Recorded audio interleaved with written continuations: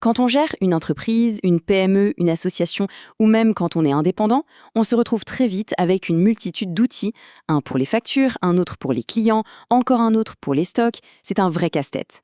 Alors comment faire pour tout centraliser de manière simple et efficace? C'est la question à laquelle on va tenter de répondre aujourd'hui.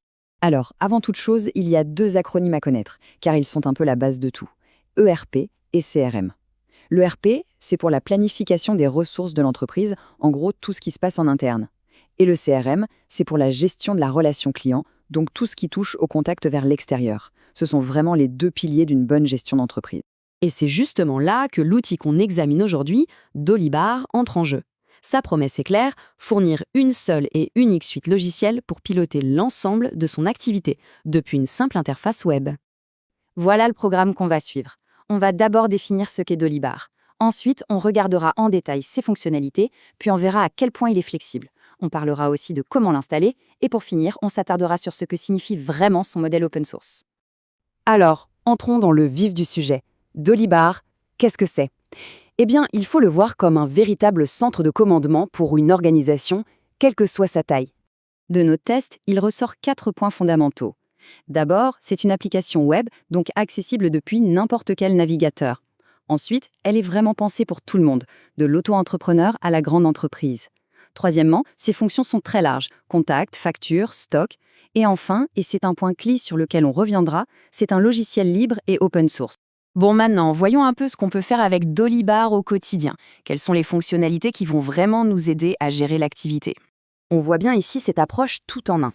Ça couvre le commercial avec le suivi des prospects et des commandes, ça gère toute la partie finance, de la facture au rapprochement bancaire, ça s'occupe de la logistique, des produits en stock jusqu'aux expéditions, et ça va même jusqu'à la gestion des ressources humaines. C'est un vrai tableau de bord central. Et cette couverture fonctionnelle n'est pas qu'une impression. Le chiffre parle de lui-même. Plus de 100 modules sont disponibles dès le départ pour répondre à la plupart des besoins qu'une structure peut rencontrer. Mais au-delà du simple nombre de fonctionnalités, la véritable intelligence de Dolibar, c'est son architecture modulaire. L'idée n'est pas de tout proposer en vrac, mais de permettre de construire son propre système. Cette phrase, qu'on retrouve dans la documentation officielle, résume parfaitement l'esprit du projet. On ne vous impose pas un outil surchargé et complexe, on vous donne une boîte à outils et c'est à vous de choisir ce que vous voulez utiliser. Alors, comment ça marche en pratique? C'est très simple. On part d'une installation de base très épurée. Ensuite, on va dans les réglages et on active les modules dont on a besoin. Facturation, gestion de stock, projet, etc. Et si jamais on a un besoin très particulier qui n'est pas couvert, il existe une place de marché, le Doli Store, avec plus de 1000 extensions pour aller encore plus loin. Bon, tout ça, c'est bien beau, mais comment on s'y met concrètement? Comment on installe et on commence à utiliser Dolibar? En gros, il y a deux grandes approches. La première, c'est de l'installer soi-même, sur son propre serveur, chez un hébergeur comme Contabo ou Infomaniac par exemple. Là, on a un contrôle total sur les données et la configuration. La deuxième option, c'est de passer par une solution cloud, où tout est déjà prêt à l'emploi, géré par un prestataire. C'est plus simple et accessible de partout. Et la bonne nouvelle, c'est que même si on choisit de l'installer soi-même, l'équipe de Dolibar a tout fait pour simplifier la vie. Il existe des paquets tout en un pour Windows, pour les systèmes Linux comme Debian ou Fedora, et même une image Docker pour ceux qui aiment les containers. L'installation technique est vraiment facilitée.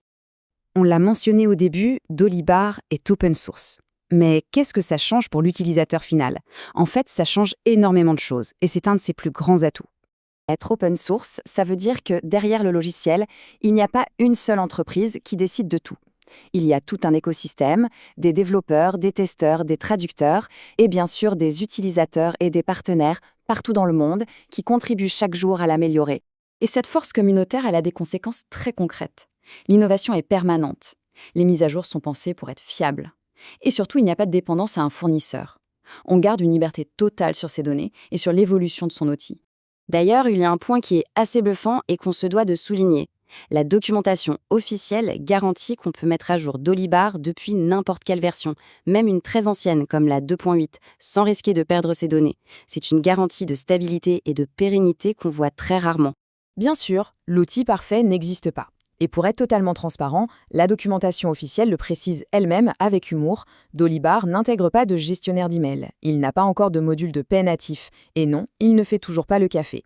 Ça permet de bien comprendre où il se positionne. Finalement, toute cette analyse de Dolibar nous amène à une question de fond.